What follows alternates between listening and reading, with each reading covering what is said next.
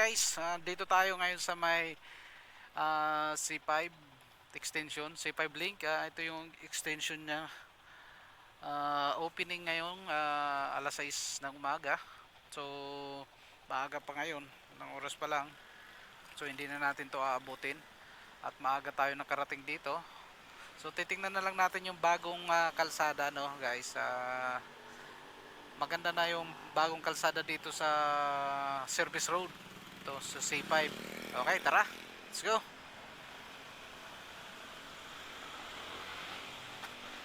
Yan,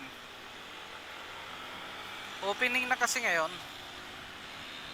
Ayan, mag-o-open na ngayon guys itong C5 extension. So maganda at madadaanan na. Ayun, oh, may mga dumadaan na, oh, di ba? May mga dumadaan na guys. So service road na ang daan natin. Dati lumiliko tayo dito ng pakaliwa, papunta tayo sa Moonwalk Access Road. So ngayon dito na tayo sa kanan. Okay, kanan na tayo dumadaan. Sa kanan na. Ayan, no, di ba? Kasi opening ngayon, nag-prepare na sila, oh. Ayan. Mamaya magka-cutting ribbon diyan. Okay, ganda. 'Di ba? Ang ganda na.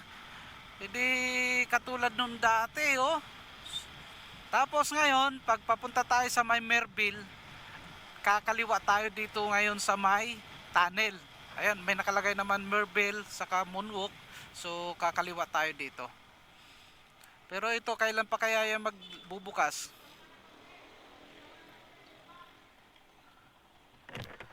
Yan boss, kailan mag-o-open? Wala pa? Sige, salamat. Ito ngayon, mag-o-opening na dito sa... Dito pa rin tayo dadaan sa may Moonwalk Access Road.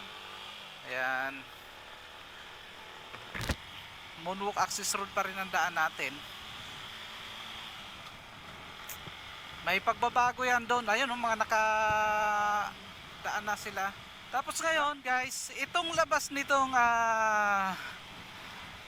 C5 link na to, na expressway, dito yan sa may Moonwalk, sa may Shell ang labas. Ayan, oh, dun sa taas. Sa taas ang daan yan. Dun sa taas, kabila. So ito, Moonwalk Access Road pa rin to. Malawak na ang daan dito guys. So shout out sa mga nagbabike. Dito lang kayo guys sa bike lane. Manatili lang na bike lane ang inyong dadaanan. Ayan, dito na yung exit.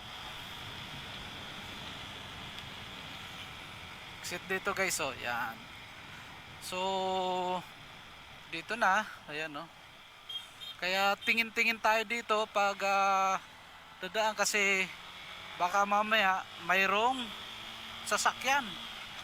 Nasanay tayo na dumadaan dito tapos walang sasakyan sa kaliwa na kanan natin. So ngayon, titingnan na natin, tingnan nyo na, baka mayroong sumulpot na sasakyan at mabangga pa tayo, di ba? Ang kailangan nga lang i-improve dito guys, itong Kaingin Road, at napaka-traffic talaga dito. Rush hour, tanghali, basta araw-araw, maghapon, traffic dyan guys. Sana ma-improve yan.